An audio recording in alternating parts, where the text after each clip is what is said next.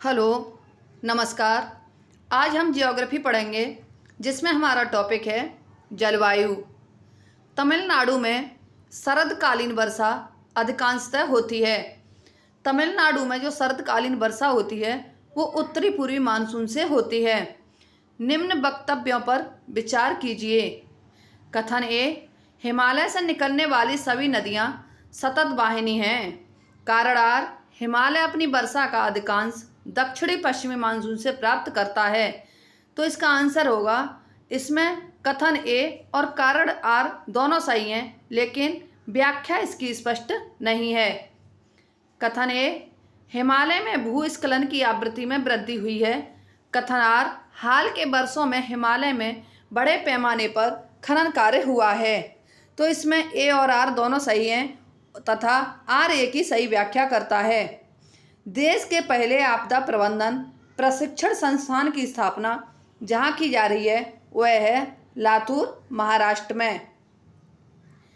उत्तरी पूर्वी मानसून से सबसे अधिक वर्षा प्राप्त करने वाला राज्य है तमिलनाडु। भारत के किस क्षेत्र में शीतकाल में वर्षा होती है? उत्तर पश्चिम क्षेत्र एवं तमिलनाडु क्षेत्र।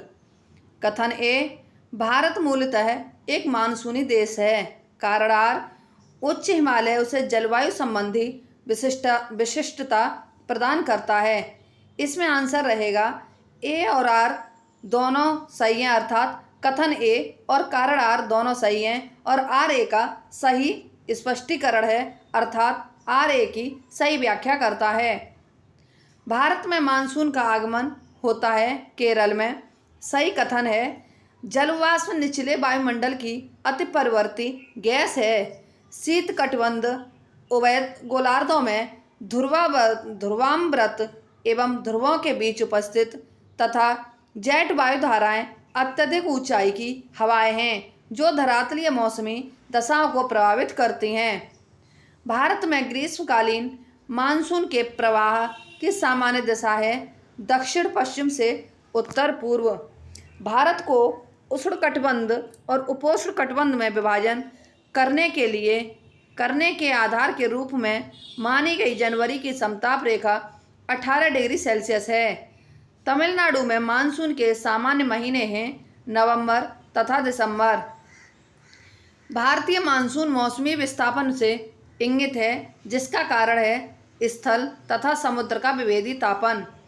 भारत की सर्वाधिक वर्षा मुख्यतः प्राप्त होती है दक्षिण पश्चिम मानसून से। कौन सा बादल अत्यधिक तीव्र वर्षा के लिए उत्तरदायी है? वर्षा स्तरी। भारत में सबसे कम वर्षा वाला स्थान लेह अर्थात जम्मू कश्मीर में है। भारत के किन क्षेत्रों में औसत 200 मिलीमीटर वर्षा होती है? जम्मू कश्मीर। सोन, नर्मदा तथा महानदी निकलती हैं अमरकंटक से। गोमती, घाघरा, कोसी एवं सोन नदी में से कौन सी नदी गंगा में बाएं से निकलती है? सोन नदी। कौन सी नदी एस्चुरी बनाती है? नर्मदा, ताप्ती एवं मांडवी नदियां एस्चुरी बनाती हैं। नदियों के घाटों में किनमें जल का अभाव होता है? साबरमती घाट एवं ताप्ती घाट। दामोदर नदी निकलती है छोटा नागपुर के पठार से। दामोदर किसकी सहायक नदी है? हुगली की। भूमि बंधित नदी है लूनी। कौन सी नदी का स्रोत हिमनदों में नहीं है? कोसी नदी का। उत्तर प्रदेश एवं मध्य प्रदेश राज्यों में संयुक्त राजघाट नदी घाटी परियोजना लागू की गई है बेतवा नदी पर। कौन सी नदी यमुना नदी से नहीं मिलती? सोन नदी यमुना नदी से नहीं मिलती। मंदाकिनी नदी किस जल प्रवाह अथवा मुख्य नदी से संबंधित है? अलकनंदा से। इंद्रावती नदी की सहायक नदियां हैं बोर्डिंग, नारंगी, कोटरी एवं गुदरा। भारत की किस नदी पर विश्व का सबसे ऊंचा पुल बनाया जा रहा है? चिनाब नदी पर। केदारनाथ से रुद्रप्रयाग के मध्य बहने वाली नदी मंदाकिनी है। केदारनाथ अब स्थित है मंदाकिनी नदी पर। ये सुमेलित हैं। कौन सा शहर किस नदी के किनारे स्थित है? गोरखपुर राप्ती नदी के किनारे, लुधियाना सतलज, जबलपुर नर्मदा, सूरत ताप्ती नदी के किनारे स्थित है। अहमदाबाद साबरमती, हैदराबाद मूसी, नासिक गोदावरी, कोटा चंबल नदी के पास स्थित है। लखनऊ गोमती, उज्जैन क्षिप्रा नदी, कटक महानदी और आगरा यमुना नदी के किनारे स्थित है। सही सुमेलितें, परियोजनाएं और नदियाँ। तिलैया बांध परियोजना बराकर नदी के लिए है। पंचेत हिल बांध दामोदर नदी की परियोजना, राणा प्रताप सागर बांध चंबल नदी, माता टीला बांध बेतवा नदी के लिए है। निम्न नदियों में से कौन सी एक हिमालय की तीनों श्रेणियों को आर पार काटती हैं? सतलज। कोचीन बंगलुरु, मंगलोर और कांडला में से कौन पोताश्रय नहीं है? बंगलुरु। कथन ए, भारत में अंतर्देशीय जल मार्गों का पर्याप्त विकास नहीं हुआ है।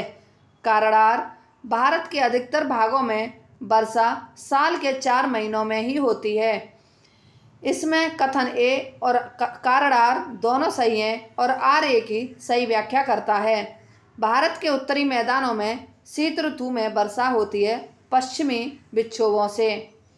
भारत में शरदकालीन वर्षा के क्षेत्र हैं पंजाब और तमिलनाडु। कथन ए, भारत के उत्तरी मैदान में जाड़ों में कुछ वर्षा हो जाती है। कारण आर, जाड़े में उत्तर पूर्वी मानसून सक्रिय होती है। इसमें कथन ए और कारण आर दोनों सही हैं, परंतु आर ए की सही व्याख्या नहीं करता। चेरापूंजी अवस्थित है मेघालय राज्य में। कथन ए, पश्चिम तट की तुलना में पूर्वी तट चक्रवातों द्वारा अधिक प्रभावित है। कारण आर, भारत का पूर्वी तट उत्तर पूर्वी व्यापारिक हवाओं की मेखला में पड़ता है। इसमें कथन ए और कारण आर दोनों सही हैं, लेकिन आर ए की सही व्याख्या नहीं करता है। कथन ए, महाराष्ट्र के कोयना क्षेत्र के निकट भविष्य में अधिक भूकंप प्रभावित होने की संभावना है। कारण आर, कोयना बांध एक पुराने भ्रंश तल पर अवस्थित है जो कोयना जलाशय में जल स्तर के परिवर्तन के साथ अधिक सक्रिय हो सकता है। इसमें कथन ए और कारण आर दोनों सत्य हैं, लेकिन आर ए की सही व्याख्या करता है। कौन सा क्षेत्र उच्च तीव्रता की भूकंपीय मेखला में नहीं आता? कर्नाटक का पठार। अब इसी चैप्टर में हम मिट्टी का भी टॉपिक देखेंगे। कथन ए, काली मिट्टी कपास की कृषि के लिए उपयुक्त होती है। कारण आर, उसमें नाइट्रोजन तथा जैव पदार्थ प्रचुर मात्रा में पाए जाते हैं। इसमें कथन ए सही है, परंतु कारण आर गलत है। भारत में सर्वाधिक क्षारीय क्षेत्र उत्तर प्रदेश में है। भारतीय मृदाओं में जिस सूक्ष्म तत्व की सर्वाधिक कमी है वह है जस्ता। मालवा पठार की प्रमुख मिट्टी काली मिट्टी है। रेगड़ अर्थात रेगुर किसका नाम है? काली मिट्टी का। रेगुर मिट्टी सबसे ज़्यादा महाराष्ट्र में पाई जाती है। लावा मिट्टियाँ पाई जाती हैं मालवा पठार में। कपास की खेती के लिए सबसे उपयुक्त मिट्टी है काली मिट्टी। लेटेराइट मिट्टियों का प्राधान्य है मालाबार तटीय प्रदेश में। मिट्टी में खारापन एवं क्षारीयता की समस्या का समाधान है खेतों में जिप्सम का उपयोग करना। भारत में किस क्षेत्र में मृदा अपरदन की समस्या गंभीर है? शिवालिक पहाड़ियों के पाद क्षेत्र में। भारत का कौन सा क्षेत्र अवनालिका अपरदन से अत्यधिक प्रभावित है? चंबल घाटी। किस प्रकार की मृदा की जल धारण क्षमता सबसे कम होती है? बलुई दोमट। इस मिट्टी को सिंचाई की कम आवश्यकता होती है क्योंकि वह पानी बचाती है काली मिट्टी। देश की मिट्टियों में से किसे स्वतः कृषि मिट्टी कहा जाता है? कपास की काली मिट्टी को। किनका उपयोग जैव उर्वरकता के रूप में किया जाता है? एजोला एवं नील हरित शैवाल। नील हरित शैवाल को हम साइनोबैक्टीरिया या फिर ब्लू ग्रीन एल्गी भी कहते हैं। भारत में सबसे बड़ा मिट्टी का वर्ग है कछारी मिट्टी अर्थात जलोढ़ मिट्टी। पश्चिमी राजस्थान की मिट्टी में किसकी मात्रा अधिक होती है? कैल्शियम की। कौन सा मृदा प्रारूप लोहे का अतिरिक्त होने के कारण अनुर्वर होता जा रहा है? लेटेराइट मिट्टी। कौन सी मिट्टी चाय बागानों के लिए उपयुक्त है? अम्लीय मिट्टी। गंगा के मैदान की पुरानी कछारी मिट्टी कहलाती है बांगर मिट्टी। पोडजोल है कोणधारी वन प्रदेशों में पाई जाने वाली मिट्टी सुमेलित है। हल्दिया पश्चिम बंगाल, जामनगर गुजरात, नुमालीगढ़ असम और पनागुड़ी तमिलनाडु। किस राज्य में भारत की सबसे बड़ी अंतर्देशीय लवणीय आर्द्रभूमि है? गुजरात में। अब हम इसी टॉपिक चैप्टर में प्राकृतिक वनस्पति से संबंधित शॉर्ट नोट्स देखेंगे। भारत के निम्नलिखित राज्यों के उनके अभिलिखित वनों के क्षेत्रफल के अवरोही क्रम में व्यवस्थित कीजिए तथा नीचे दिए गए कूट से सही उत्तर चुनिए।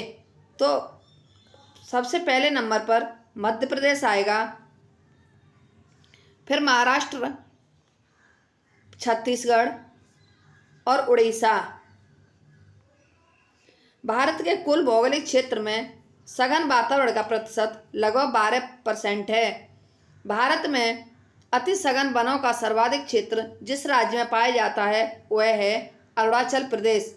ISFR 2013 के अनुसार मध्य प्रदेश में सर्वाधिक वन क्षेत्र, अरुणाचल प्रदेश में सर्वाधिक घना वन क्षेत्र, मिजोरम भारत का सर्वाधिक वनाच्छिद्र राज्य एवं पंजाब भारत का सबसे कम वनाच्छिद्र राज्य है। सागौन तथा साल किसके उत्पाद हैं? उष्णकटिबंधीय शुष्क पतझड़ी वन के। असम, केरल, छत्तीसगढ़ एवं पश्चिम बंगाल में से किस राज्य में सिनकोना वृक्ष नहीं उगता? छत्तीसगढ़ में। कथन ए, एल्यूमीनियम हरी धातु है। कारण आर, वह लकड़ी का स्थान लेकर वनों को बचाती है। कथन ए सही है लेकिन कारण आर गलत है। हिमाचल प्रदेश, अरुणाचल प्रदेश, मेघालय एवं सिक्किम में से किस राज्य में कुल क्षेत्रफल का सर्वाधिक प्रतिशत वनाच्छादित है? अरुणाचल प्रदेश। सामाजिक वानिकी में प्रयुक्त बहुउद्देशीय वृक्ष का एक उदाहरण है खेजरी। लीसा प्राप्त होता है चीड़ के वृक्ष से। भारत में पश्चिम बंगाल के बाद मैंग्रोव का दूसरा सबसे बड़ा क्षेत्र पाया जाता है गुजरात तट के सहारे। भारत में कौन सा स्थान मैंग्रोव वनस्पति के लिए प्रसिद्ध है? सुंदरवन। रामसर सम्मेलन संबंधित था नम भूमि के संरक्षण से। जैव विविधता के संदर्भ में भारत में कौन सा क्षेत्र हॉटस्पॉट माना जाता है?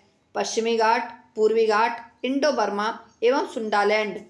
कौन सा कारक जैव विविधता के ह्रास के लिए सर्वाधिक महत्वपूर्ण कारक है? प्राकृतिक बांस का विनाश। जीव मंडल आरक्षित रक्षण क्षेत्र है आनुवंशिकता विभिन्नता के। भारतीय पक्षियों golden oriole, great Indian bustard, Indian fantail pigeon एवं ग्रेट इंडियन सनबर्ड में से कौन सी अत्यधिक संकटापन्न किस्म है? Great Indian bustard. भारत में उपयुक्त पारिस्थितिकी संतुलन बनाए रखने के लिए वनाच्छादन हेतु न्यूनतम संस्तुति भूमि क्षेत्र है 33%। राष्ट्रीय वन नीति में भारत के कुल भौगोलिक क्षेत्र के कितने प्रतिशत वन रखने का लक्ष्य है? 1/3। भोजपत्र मिलता है हिमालय में। भारत के क्षेत्रफल में वनों का क्षेत्रफल कितना है? 21.23%। वन क्षेत्र प्रतिशत अधिकतम क्रमशः है मिजोरम, अरुणाचल प्रदेश, नागालैंड, मणिपुर एवं मेघालय में। भारत में निर्वाणीकरण का प्रभाव है हिमालय में जल स्रोतों का सूखना, जैव विविधता की हानि तथा मृदा अपरदन है। पश्चिमी हिमालय की शीतोष्ण पेटी टेम्परेट जोन में किस एक वृक्ष का बाहुल्य है? देवदार। कथन ए, वन नवीकरणीय संसाधन में कारण आर, ये पर्यावरण की गुणवत्ता को बढ़ाते हैं। इसमें कथन ए और कारण आर दोनों सही हैं लेकिन आर ए की सही व्याख्या नहीं करता है। किस पौधे में फूल नहीं होते? फर्न। ISFR 2013 के अनुसार वृक्षाच्छादित क्षेत्र सर्वाधिक है पश्चिमी तट क्षेत्रफल एवं प्रतिशत दोनों में। इसी के साथ ही हमारी आज की ये क्लास समाप्त होती है। हमारी अगली क्लास कल होगी। यदि हमारी ये वीडियो आपको पसंद आती है तो हमारे चैनल को लाइक, सब्सक्राइब, शेयर व कमेंट अवश्य करें।